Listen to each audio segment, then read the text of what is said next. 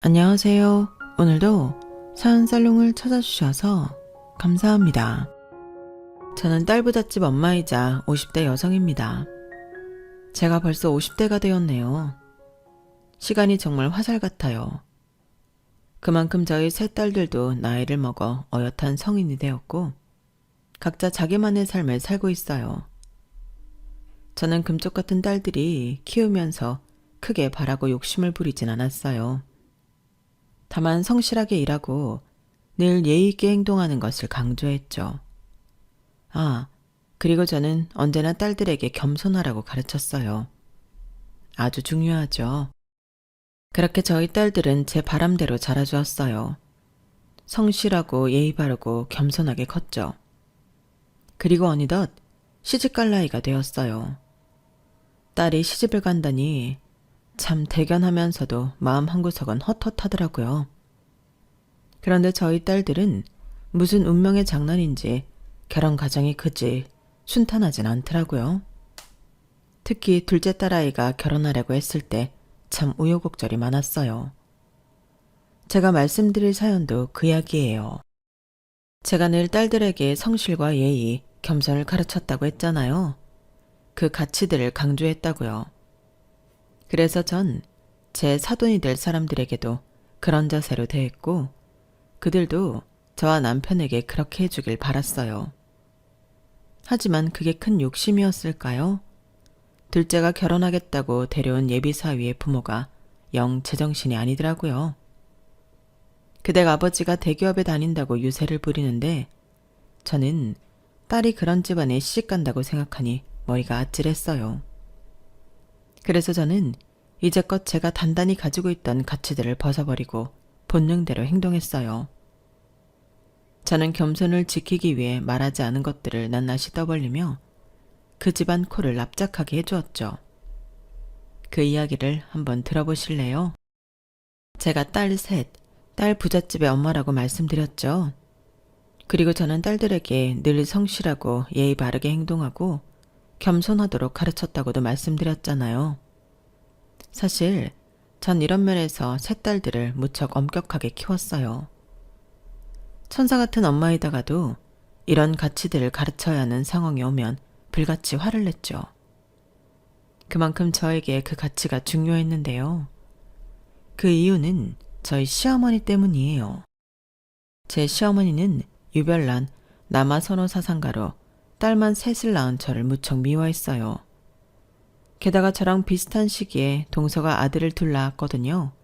그러니 엄청 비교되었죠.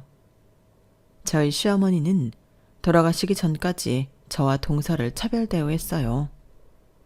그리고 저를 못살게 굴었죠. 저는 결혼을 하고 5년 정도를 시댁에서 지냈는데요. 남편이 전세가 싫다고 해서였어요. 그래서 대출을 껴서라도 집을 살 때까지 시댁에 있자는 거였죠. 남편이 그렇게 말하는데 10원 한 장도 없던 저는 남편의 뜻을 따를 수밖에 없었어요. 그때 저는 거의 신데렐라였어요. 가족인데 가사도우미처럼 지냈죠. 밥하라면 밥하고 청소하라고 하면 청소하고 시아버지 장단 맞추랴 시어머니 눈치 보랴 정말 지옥 같은 생활이었어요.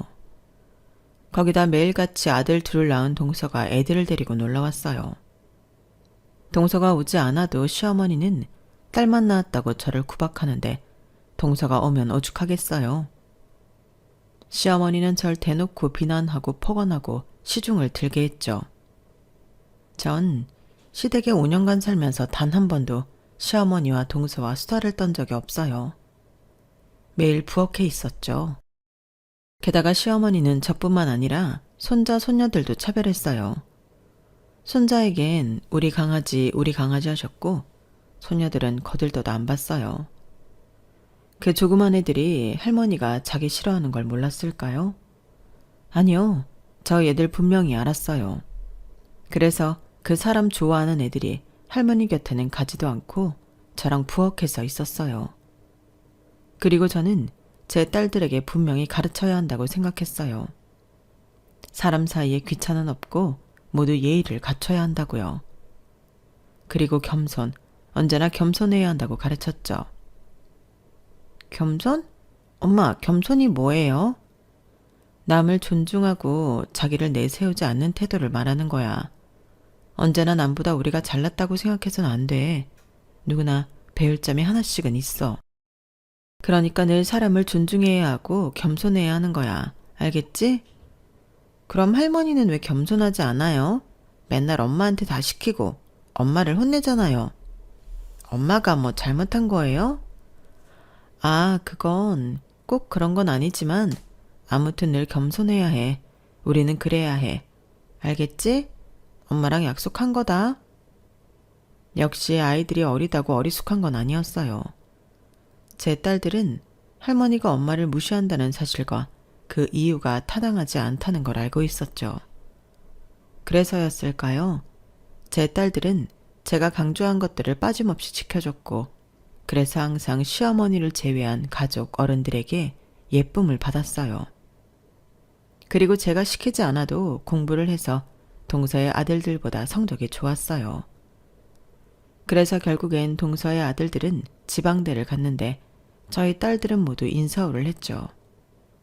더구나 둘째는 전액 장학금을 받고 입학을 했어요. 뭐 나머지 딸들도 매년 장학금을 받아 저와 남편의 자랑거리가 되었지만요. 제 자랑이 너무 길었나요? 아무튼 명절이 되어 가족들이 모이면 동서의 아들들은 뒷전이고 제 딸들을 칭찬하기 바빴어요. 하지만 여전히 시어머니는 저와 제 딸들을 싫어했고 가족들이 제 딸들을 자랑할 때마다 혀를 차곤 했어요. 동서도 마찬가지고요. 뭐 인서울 간 게 얼마나 대단한 거라고. 어차피 여자들은 대학 가봤자 결혼하고 임신하면 집에서 애나 봐야 하는데. 형님, 차라리 그 돈 저축해서 결혼자금으로 주는 게 낫지 않겠어요? 그래, 맞다. 여자가 대학 가서 뭐하니? 아가, 너 참 현명한 소리를 하는구나. 요새 누가 그런 말을 해요, 어머니. 동서도 그렇고 너무 시대착오적이다. 뭐 결혼을 해서 그만둘 수도 있지만 그게 대학을 다니는 전부가 아니잖아요. 청춘을 즐기라고 나는 보내는 거예요, 동서. 동서도 그렇잖아. 인서울이 전부겠어. 대학은 대학 나름 즐길 수 있는 것들이 있잖아. 그 나이에 겪어야 할 것들이 있고. 그러니까 동서도 인서울도 아닌데 입학금 대주는 거 아니야? 허! 지금 저희 아들들 지방대 갔다고 꼽주는 거예요? 아니, 난 그런 식으로 말 안 했는데 그만큼 대학을 가는 게 중요하다는 거지. 어디를 갔든 무슨 상관이 있겠어. 그러자 시어머니도 동서도 배가 아파서 죽으려고 하더라고요. 그땐 참 속이 시원했어요. 제 딸들 덕분이죠.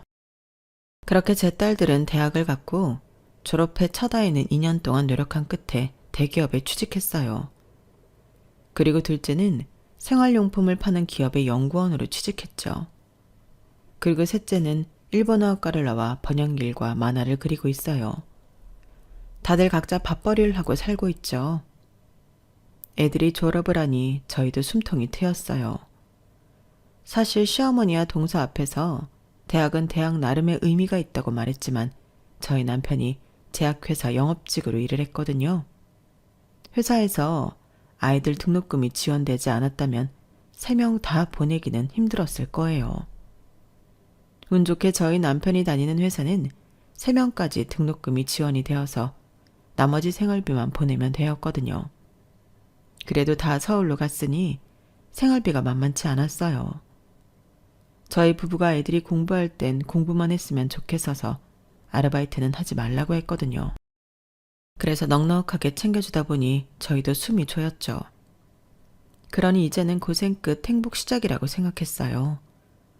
저희 부부는 이제 슬슬 둘이 여행도 다니고 중년의 삶을 즐기자고 이야기했죠. 하지만 그 행복은 일상의 평탄함은 오래가지 않았어요. 막내딸이 졸업한 해에 남편이 실직을 해요. 구조조정을 피하지 못하고 회사에서 잘렸죠. 남편도 저도 누구도 예상하지 못한 상황이었어요. 왜냐하면 남편의 실적도 좋았거든요. 평판도 좋았고요. 그런데 도무지 잘린 이유를 알 수 없었어요. 하지만 이미 잘린 거 어쩔 수 있나요? 일단 저는 상실감에 빠진 남편을 위로했어요. 여보 괜찮아. 우리 아직 젊잖아. 제2의 인생 살 수 있어. 요새는 60부터라고 하잖아.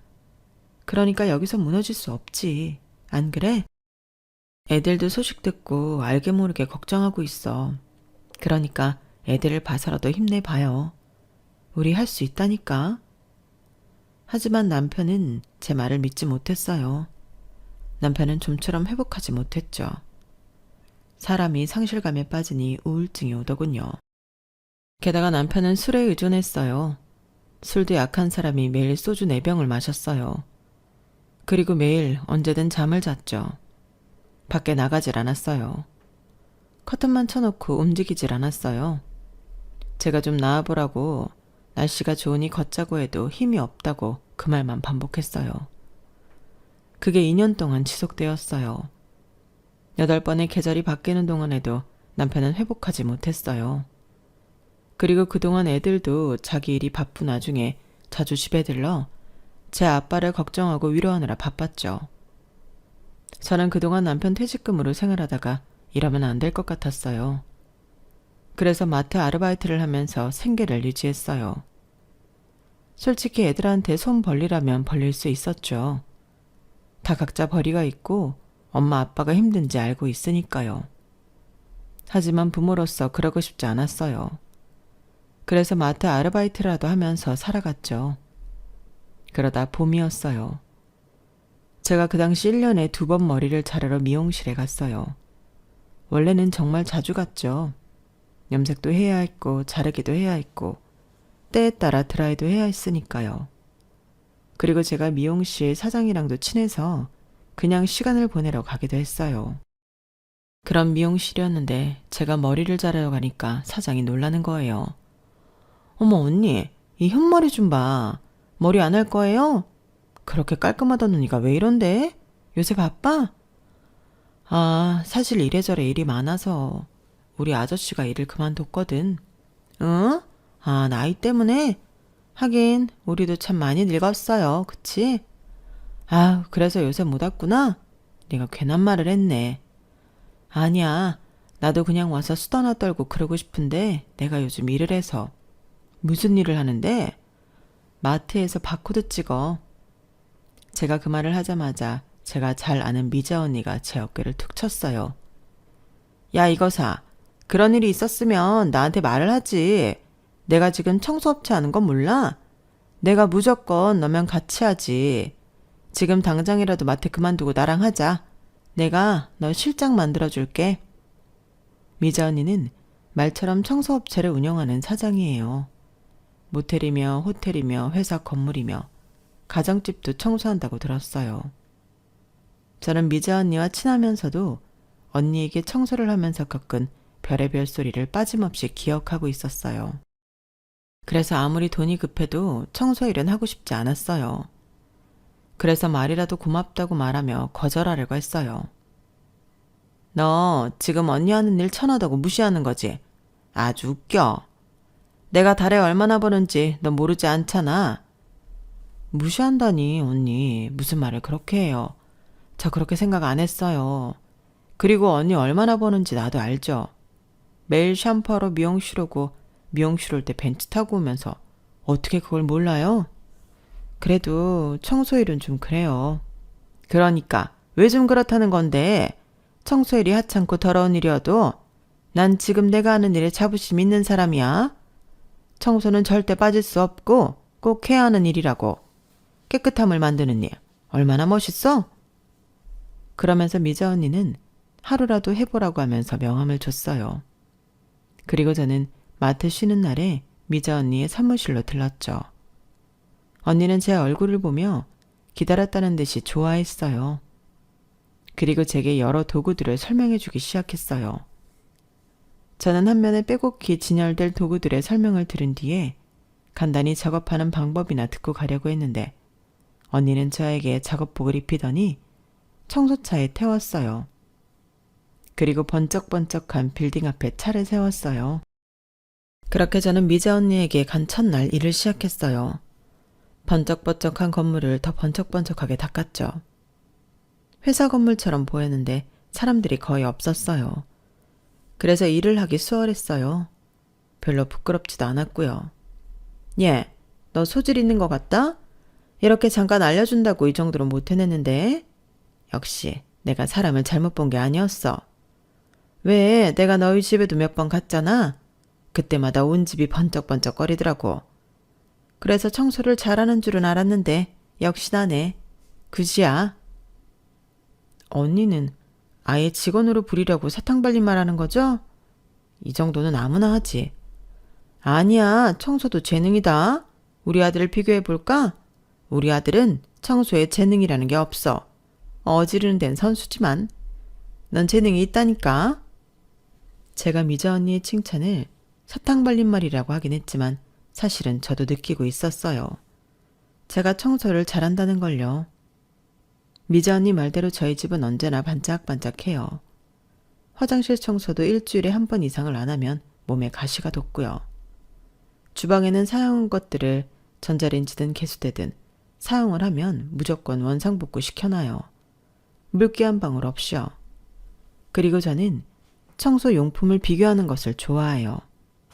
제품마다 성능이 다 다르잖아요. 화장실 청소할 때만 해도 저는 세제를 3개 이상 써요. 결벽증이냐고 사람들이 놀릴 때도 있는데 전 그게 좋아요. 깨끗해지면 행복해지고요. 하지만 그게 저희 직업이 될 거란 생각은 못 해봤어요. 재능이라고 생각하지도 않았고요.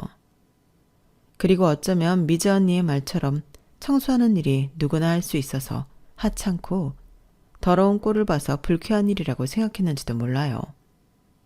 그런데 정말 웃기게 말이에요.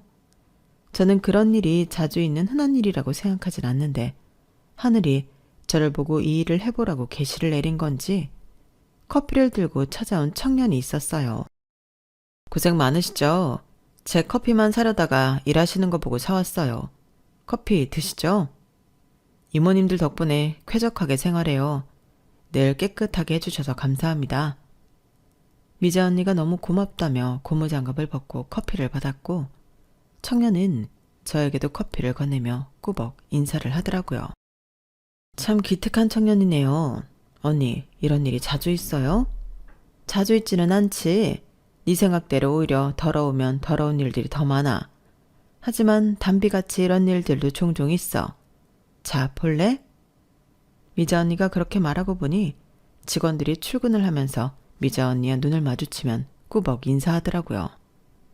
그리고 어떤 분들은 수고하십니다, 감사합니다 이런 말을 했고요. 저와 눈을 마주치면 저에게도 그런 말을 했어요. 그 순간 저는 이 일을 하고 싶다는 생각이 들었어요. 원래 너무 빛나는 부분만 보면 어두운 부분을 관가하기 마련이지만 그날은 하늘이 계시를 내린 것 같았어요. 다음에 다른 건물을 갔는데 그 건물에서도 똑같았거든요. 건물주뿐 아니라 건물을 사용하는 사람들이 모두 친절했어요. 청소를 해준다는 것에 감사함을 전했죠. 그래서 저는 그 길로 마트 아르바이트를 그만두고 미자 언니와 함께 청소일을 했어요. 그리고 청소일을 배운 지 3개월 만에 회사 실장이 되었죠.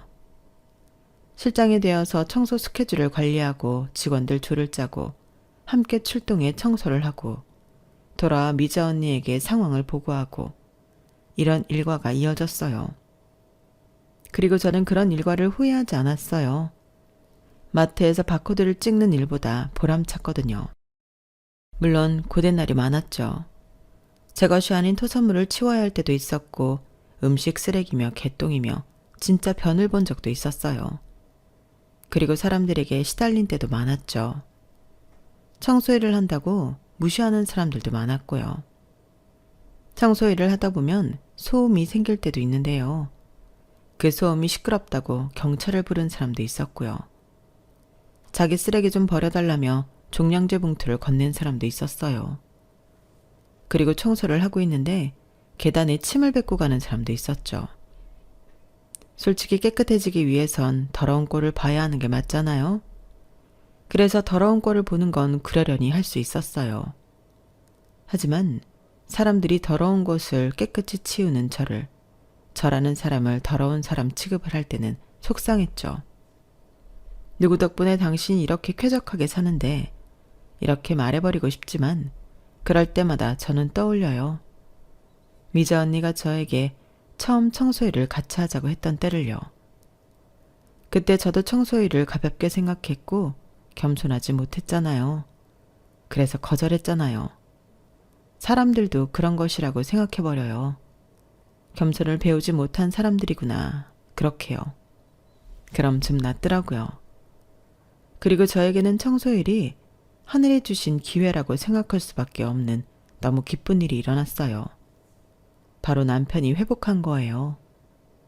저는 매일 출근을 할 때, 퇴근을 할 때 남편에게 반갑게 인사하고 오늘 있었던 일들을 이야기하는 걸 반복했어요. 남편은 처음엔 그런 저를 귀찮아하더니 나중엔 제 이야기에 관심을 보이더라고요. 이런 일이 있었다 하면 같이 웃어주고 공감해주고 화내주고 욕해주고 그랬어요. 그리고 저는 제 급여를 보여주면서 자랑을 했고 우리가 해낸 거라고 남편에게 말해주었죠. 그러니 남편이 술을 끊더라고요. 매일 퇴근을 하고 돌아오면 집에 술 냄새가 진동을 했는데 어느 날부터 멀쩡한 공기가 흐르더라고요. 그리고 남편은 집안일을 했어요. 청소도 하고 빨래도 돌리고 음식을 차려놓기도 했죠. 할 줄 아는데 찌개는 김치찌개, 된장찌개밖에 없어도 곧잘 했어요. 참 고마웠죠. 그리고 저희는 제가 모은 돈으로 여행을 갔는데요. 바다가 보이는 여수로 갔어요. 그때 남편이 운전을 하면서 제게 말하는 거예요. 당신 일 즐거워? 그래 보여? 아무래도 청소일이라서 힘들긴 하지만 나는 지금 일 만족해. 내가 말했잖아. 깨끗해지는 걸 보면 속이 시원하고 뿌듯하다고. 결과물을 만들어내는 일이니까. 그 일에 고마워하는 사람들도 있고. 근데 왜? 아니, 당신만 너무 고생하는 것 같아서 혹시 자리 있으면 나도 해볼까 해서. 나도 당신 너머로 본 게 있으니까 할 수 있지 않을까? 정말? 근데 꼭 좋은 것만 보는 건 아니야. 할 수 있겠어? 나도 제약회사 영업일 뛰면서 더러운 꼴 참 많이 봤어. 당신한테 말을 안 해서 그렇지. 그래도 인간들한테 더러운 꼴 보는 것보다 그냥 더러운 게 낫지 않을까? 덜 스트레스 받을 것 같은데. 그런 건 그냥 치우면 되잖아. 안 그래? 남편의 말은 제게 큰 충격과 안심을 가져다 주었어요. 그래서 저는 그날 여행 내내 남편에게 청소일에 대한 확신을 받았고 집으로 돌아가는 길에 미자 언니에게 전화를 해 남편과 함께 사무실로 갔어요. 그리고 남편은 그날 일을 배워 다음 날부터 일을 시작했죠. 그래서 저희 가족은 첫째 서희와 손주들까지 그도 주말에 모여 파티를 했어요. 온갖 음식을 차려놓고 케이크에 촛불도 붙이고요. 그리고 딸들이 남편에게 맥주를 건넸는데 남편이 마시지 않겠다고 하더라고요. 이제 술이라면 지긋지긋하다나. 그렇게 즐거운 파티를 하던 중에 저희 둘째가 폭탄 발언을 했어요. 자, 제가 드릴 말씀이 있어요. 엄마 아빠도 알다시피 모든 가족이 알다시피 제가 남자친구가 있잖아요. 같은 회사 연구원 동기요. 그 사람이랑 제가 결혼을 할까 해요. 뭐 결혼? 그런 이야기는 없었잖아. 너 설마? 땡. 아이 생긴 건 아니고요. 그냥 그래도 사계절은 봤으니 결혼해도 될 것 같아서요. 좋은 사람이에요. 같은 일을 해서 이야기도 잘 통하고 엄마가 강조하는 성실하고 겸손한 사람이에요. 그리고 이제 엄마 아빠한테 걱정할 것도 없고 시기도 지금이 맞는 것 같고요. 저는 예상하지 못한 둘째의 결혼 소식에 당황했지만 워낙 똘똘하고 야무진 딸이라 크게 걱정하진 않았어요. 그래서 마음껏 진행하라고 남편과 말했죠. 그리고 저는 다짐했어요. 둘째만큼은 허울 좋게 보내지 않겠다고요. 사실 저희 첫째를 결혼시킬 때 허울 좋게, 아니 그것보다도 못하게 결혼시켰어요. 저희 큰딸이 남편이 실직을 한 그 다음 해에 결혼을 했거든요. 꼭 지금 결혼해야겠어? 엄마랑 아빠 너한테 해줄 수 있는 게 없는데 예단은 어쩌고 다른 것도 보태줄 수가 없는데. 나도 알아요. 엄마한테 부담 주려고 하는 결혼 아니야. 그냥 내 시기에 지금이 맞는 것 같아서 결혼하려는 거지. 언제까지고 기다릴 수 없잖아요. 그리고 예단이나 다른 건 내가 알아서 할게. 특히 혼수는 엄마랑 아빠가 하는 척 말만 잘해줘요. 또 괜히 거짓말 못하는 거 티내지 말고. 알겠죠? 어떻게 사돈 앞에서 거짓말을 해. 그 집에선 집 해준다지. 그럼 혼수도 우리가 해야 할 텐데. 아이 참, 걱정하지 말라니까. 나 대기업 다녀요. 이제껏 잘 모아서 내가 알아서 할 수 있어. 그리고 선의의 거짓말. 이럴 땐 선의의 거짓말을 한다고 하는 거예요. 알겠죠? 나쁜 게 아니라니까. 그래서 예단도 혼수도 모두 큰애가 알아서 했어요. 참, 예단이랑 혼수 이야기를 할 때 저희 부부가 해주는 체 하느라 애를 좀 먹었어요. 다행히 들통이 안 나고 지금까지 잘 살고 있지만 아직도 그때만 생각하면 미안해요. 그 미안한 마음이 오래 가더라고요. 정말 평생 갈 것 같았어요. 그래서 남편 말고는 아무도 모르는 일인데요. 사실 제가 청소일을 하면서 500만 원을 모아 큰애에게 주었거든요. 미안하다는 편지와 함께요. 저희 큰애 그 돈을 안 받으려 하더라고요. 내가 이 돈 받으려고 내 돈으로 결혼한 거 아니야. 엄마는 왜 자꾸 나를 미안하게 만들어? 오히려 미안한 건 엄마야. 그러니까 받아. 500만 원밖에 안 되지만 네가 알뜰 살뜰 있어. 제가 그러니 저희 큰딸이 그 돈을 받아들고는 다음부터 이렇게 주지 말라고 아주 저를 혼내더라고요. 아무튼 그런 일이 있어서 둘째만큼은 제 마음을 가득 담아 결혼시키고 싶었어요. 그렇게 마음을 단단히 먹고 남편과도 그러자고 약속을 했네요. 그리고 상견례 날짜가 다가왔어요.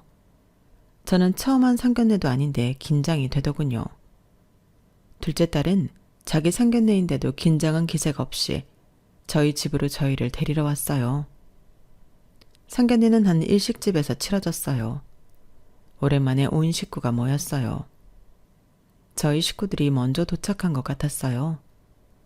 둘째 딸에게 물어보니 거의 다 왔다고 하더군요. 그런데도 20분 정도 기다린 것 같아요. 늦음하게 도착한 사돈 식구들은 내 식구였어요. 아들이 둘이더군요. 예비 사위가 첫째라고 들었는데 그 집에서 혼사를 치르는 게 지금이 처음인 모양이었어요. 그래서 그런지 엄청 멋을 부렸더라고요. 바깥 사돈은 양복을, 사부인은 깔끔한 연노랑 투피스를 입고 있었죠. 사돈 총각도 예비 사위도 깔끔한 양복 차림이었어요. 분명 둘째가 제가 한 벌 있는 샤넬 원피스를 꺼내자 그건 너무 과하다고 했거든요. 그래서 그냥 홈쇼핑에서 산 깔끔한 바지에 니트를 입었어요. 저희 남편도 그렇게 입었고요. 그런데 그게 후회되더군요. 명색이 처음 보는 자리인데 기가 눌린 것 같았어요. 그리고 사부인도 그렇게 생각하는 눈치였어요. 사부인이란 사람은 생각이 표정으로 다 보이는 사람이더군요. 저를 아래 위로 훑고는 빙긋 웃더라고요. 그리고 식사가 나오기도 전에 결혼 날짜를 잡았다며 종이 한 장을 건네더군요. 제가 둘째를 보자 둘째도 처음 듣는 소리인 듯 했어요. 저는 결혼 준비는 애들이 알아서 한다고 해서 그런 줄 알았는데 날짜를 정해오셨군요. 암요? 저희는 우리 아들이 첫애기도 하고 집안에서 처음 하는 결혼식이어서 신중하게 날짜를 잡아봤어요. 제가 잘하는 데에서 고른 날짜니 걱정하지 마시고요. 그리고 결혼식 장소는 저희 쪽에서 할까 하는데 괜찮으시죠? 버스 대절이랑 식대는 저희가 하겠습니다. 아, 네. 저희야 그렇게 해주신다면 상관없지만 애들 의견이 가장 중요하지 않겠습니까? 너희들은 어떠니? 그렇게 말하며 둘째를 보니 둘째가 따가운 시선으로 예비 사위를 보고 있더라고요. 제가 둘째의 무릎을 잡으며 둘째에게 주의를 주었어요. 어머님, 저희가 알아본 예식장이 있어요. 아무래도 저희 결혼식이니까 저희 지인이 많이 올 것 아니에요. 그래서 저희가 일하는 도시에서 하는 게 좋지 않을까 싶어요. 둘째가 그렇게 말하자 사부인이 눈을 흘겼어요. 지금 우리 식구가 적은 것 같아도 친인척 합치면 몇인 줄 아니? 애들 외증조 할머니도 오신다는데 우리 쪽에 가까운 게 낫지. 그리고 애들 아빠 지인도 얼마나 많다고? 우리 나이 되면 거리 멀고 그러잖아? 그럼 안 간다고. 축의금만 내고 말지. 너희 하객 별로 없이 텅텅 빈 결혼식 할래? 그리고 너희들은 젊잖아. 너랑 호찬이 지인다 너희 또래일 거다냐. 뭐 많아봤자 우리보다 많겠니? 차 오래 타도 괜찮잖아. 안 그래요, 사부인? 외증조 할머니도 오시는 거면 뭐. 봐라. 사돈어른도 그렇게 생각하시잖니. 그리고 내가 이 말까진 안 하려고 했는데 우리 며느리가 선임연구원이고 우리 아들이 책임연구원인데 아무래도 우리 아들 편으로 올 사람이 더 많지 않겠어요? 사부인은 그 말을 시작으로 아들 자랑을 하기 시작했어요. 자기 아들이 얼마나 자랑스러운지 얼굴을 붉혀가며 연설을 하더군요. 저희 아들은 매년 장학금 받으면서 대학 다녔어요. 단 한 번도 장학금을 놓친 적이 없죠. 안 그래도 등록금 다 나오는데 저희 애들 아빠 회사에서 등록금 다 나오거든요. 그리고 군대 복무할 땐 조교까지 했다니까요. 성실한 거죠. 거기다 박사학위까지 땄으니 저희 아들은 어디 내놔도 부끄럽지가 않다니까요. 따님은 석사죠? 전 고개를 끄덕이며 무슨 말이라도 하고 싶었는데 겸손히 몸에 배인지라 자랑하는 말이 안 나오더라고요. 그러자 저희 큰딸이 둘째를 자랑하기 시작했어요. 우리 동생도 장학금 받으면서 대학 시절 보냈어요. 입학했을 땐 전액 장학금 받았고요. 학교 다닐 때 성적 엄청 좋았어요. 교수님이 박사학위까지 따라고 했는데 얘가 욕심이 없어서. 아무래도 부모 등골 빼먹는 짓이잖아요. 어머, 무슨 말을 그렇게 해? 박사할 정도로 잘하면 어떻게든 해주는 거지. 따님이 아이도 있으면서 부모 말 전혀 모르네. 아직 덜 컸네? 덜 컸어. 그러면서 첫째와 사부인이 줄다리기를 하는데 정신이 없었어요. 저는 상황을 정리하고자 식사를 하자고 말했어요. 그러자 과열된 분위기가 조금 누그러졌어요. 식사를 반쯤 했을 때 사부인이 또 제게 말을 걸었어요. 이번엔 아까와는 다르게 조심스레 묻더군요. 혹시 식사 중에 실례가 안 된다면 무슨 일 하시는지 여쭤봐도 될까요? 아니, 하도 저희 애가 모른다고 했어요. 원래는 제약회사 다녔다고 들었는데 지금은 아닌가요? 그럼 지금은 무슨 일을 하시죠? 아, 지금 청소회사에서 근무하고 있어요. 제가 먼저 일을 했고 나중에 남편이 같이 하게 되었어요. 네? 청소회사요?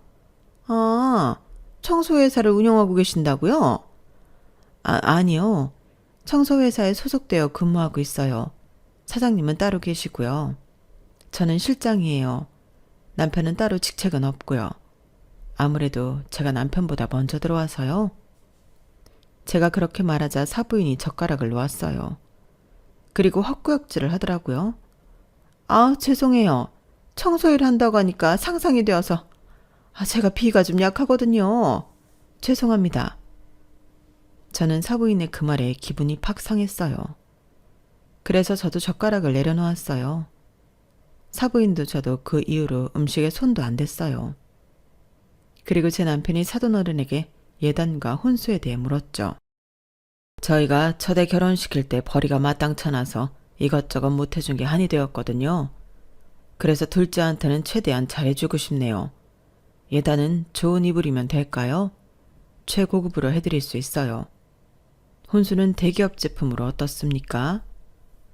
저희 남편이 호기롭게 말하자 사부인이 픽 하고 헛웃음을 쳤어요. 그리고 그런 사부인을 사돈어른이 말렸죠. 아, 네, 그렇게 하시죠. 집은 최대한 잘 알아보고 적당한 곳으로 저희가 물려서 보내겠습니다. 그렇게 아슬아슬한 상견례가 끝났어요. 그런데 다음날 둘째 딸이 갑자기 저희 집에 오더니 화를 내며 결혼을 안 하겠다는 거예요. 나 결혼 안 해. 그딴 집이랑은 절대 가족으로 못 엮여. 무슨 소리야? 어제 상견례 했는데 무슨 일 있었어? 엄마는 그 취급을 당해놓고 그런 말이 나와? 내가 진짜 상견례 내내 열받아서 잠이 안 오더라. 다시는 그 인간들 상종도 하기 싫어. 그러니까 엄마도 아빠도 그런 줄 알아요. 그러면서 제대로 된 이유는 말을 안 해주더라고요. 그래서 고민 끝에 사부인과 통화를 했어요. 네, 사부인. 하루 동안 잘 지내셨죠? 아니, 다름이 아니라 제 딸이 이상한 말을 해서요. 파혼한다고. 혹시 아시는 게 있나 싶어 연락을 했네요. 제가 그렇게 말하자 사부인은 한참 동안 말이 없더니 저보고 입장 바꿔 생각해 보라는 거예요. 사부인, 입장 바꿔서 생각해 보세요. 청소하는 집안과 어떻게 결혼시켜요? 누가 그러고 싶어 하겠어요? 그것도 사장도 아니고 일개 직원인데요. 사부인, 직업이 귀천이 어딨습니까? 제가 하는 일 정말 보람되는 일이고 사람에게 도움되는 일입니다. 누구라도 해야 하지만 누구도 쉽게 할 수 없는 일이에요. 같은 주부로서 청소가 얼마나 힘들면서도 꼭 필요하고 보람되는 일인지 아시지 않습니까? 전 그런 건 모릅니다. 제 평생 애들 아빠랑 결혼하면서 손에 물 한 방울 묻힌 적 없어요. 저 사람 씁니다. 그런데 그런 일을 하는 사람이 제 사돈어른이 되면 이상하지 않겠어요?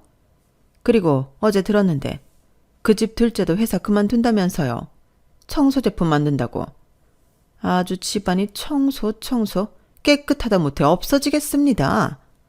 아무튼 저는 그런 집안이랑 비위가 상해서 가족은 못 되겠습니다. 이번 결혼 없던 일로 하시죠? 그 말 정말이시죠? 사돈, 지금까지 하신 말 후회하실 거예요. 저는 그렇게 사부인과의 전화를 끊었고 사무실로 갔어요. 사장 자리에 앉아 프린터로 매출을 인쇄했죠. 그리고 인쇄한 종이를 카메라로 찍어 사부인에게 보냈어요. 사부인이 곧바로 읽더군요. 이게 뭔가요? 그렇게 문자가 오길래 저는 제 명함을 찍어서 보내줬어요.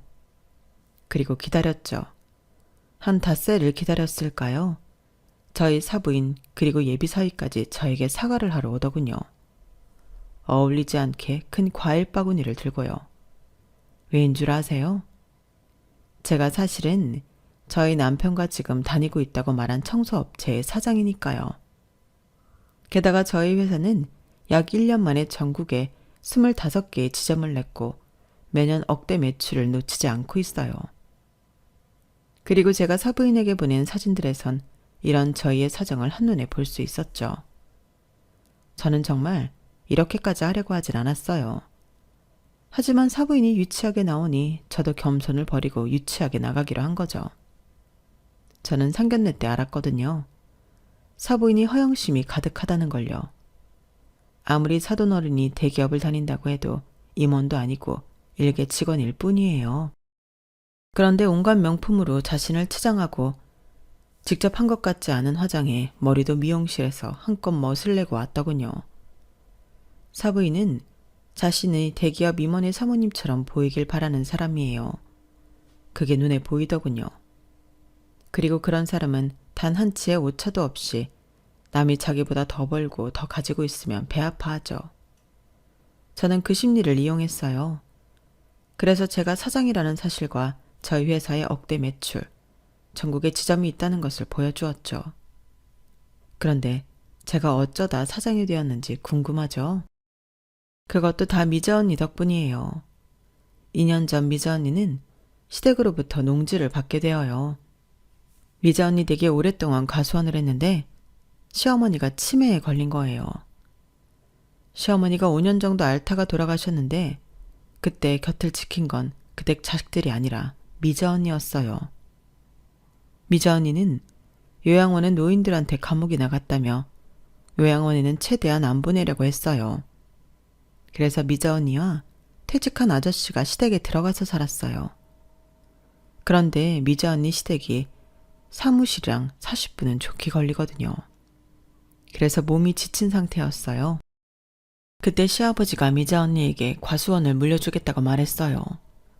그래서 언니는 청소회사를 폐업할까 고민하다가 흙 속의 진주인 저를 발견한 거예요. 네 얼굴엔 근성이 있어. 무엇이든 해보고자 하는 건 해내는 근성. 그걸 다른 사람은 모른다고 해도 나는 알았지. 넌 안 해본 거지? 해보면 무조건 하는 애야. 우리가 미용실에서 몇 년을 대화했는데 그걸 모르겠어? 난 처음부터 네가 잘할 거라는 거 의심하지 않았어. 그리고 처음부터 너한테 이 회사 맡길 생각이었고. 어? 언니 뭐라고요? 이 회사를 나한테 준다고요? 그래, 소문 들었겠지만 나 시댁 과수원 물려받을 거야. 그렇다고 내가 온 힘을 쏟은 이 회사 물거품으로 만들고 싶진 않고 우리 애들은 영 관심이 없어서 말이야. 언니, 나 아직 인수할 돈 없어요. 그리고 내가 어떻게 회사를 운영해요. 이제 고작 1년 일했는데. 너라면 충분히 할 수 있어. 내가 세세하게 가르쳐줬잖아. 우리 회사 흐름 누구보다 잘 알고 있는 사람이 너인데 언니가 부탁할게. 너 아니면 적당한 사람이 믿을 만한 사람이 없어서 그래. 그리고 돈은 걱정 마. 아무 대가 없이 너한테 줄 테니까. 내가 부탁하는 건데 어떻게 돈을 받니? 그렇게 저는 언니에게 회사를 받았어요. 그리고 회사가 어떻게 커졌냐면요. 저희 남편이 제약회사 영업직으로 일했다고 말씀드렸죠. 세상에 쓸모없는 일은 하나도 없다고 30년 넘게 영업 일을 한 것이 크게 도움이 되었어요. 남편의 영업으로 24시간이 모자랄 만큼 예약이 가득 찼죠. 남편은 청소 일을 할 때보다 생기가 생겼어요. 그것도 참 다행인 일이었죠. 그리고 저희 막내가 번역일과 만화를 그리는 일을 하던 막내가 저희 회사 일을 도와주었어요. 저희 세 식구가 새로운 체계를 만들어 일을 시작했죠. 그리고 홍보에도 방법이 있더라고요. 저희 막내가 전단지며 현수막이며 직접 만들어 홍보를 끝내주게 해줬어요. 그래서 저희는 직원을 뽑아야 할 정도로 일이 많아졌어요. 게다가 막내는 거기서 그치지 않고 인터넷으로 전국적인 홍보를 했고 전국에서 체인점 요청이 들어와 결국 25개의 지점이 생겼어요. 그리고 저희는 체인점을 관리하기 위해 경기도 전라북도 경상남도에 각각 사무실을 세워야 했죠. 그게 1년 동안 일어난 일이에요. 정말 놀랍죠. 그리고 사부인이 저희 둘째가 회사를 그만두는 게 사실이냐고 물었잖아요. 그것도 맞아요. 사실이에요. 연구원으로 일하던 둘째는 저희 회사를 지켜보더니 연구소에서 독립해 청소 제품을 직접 만들고 싶다고 말했어요. 처음에 저는 반대했죠. 잘 다니던 회사를 왜 그만두냐고요. 그러자 둘째가 서로 윈윈이 되는 사업이 될 거라고 저를 설득하더군요. 자기는 안전하고 인체에 무해한 청소 제품을 만들고 저희 회사는 직접 만든 제품을 사용하는 청소업체로 발전할 수 있다고요.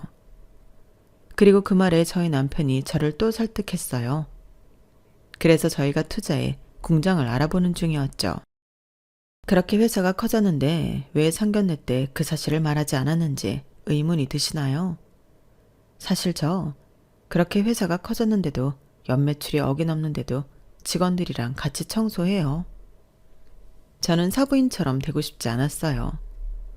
한 회사의 대표이고 억소리 나는 돈을 번다고 해도 허영심 가득하게 명품 옷에 명품 신발에 외제차에 그렇게 되다 보면 결국엔 직원들의 마음을 전혀 공감하지 못하는 대표가 될 테니까요.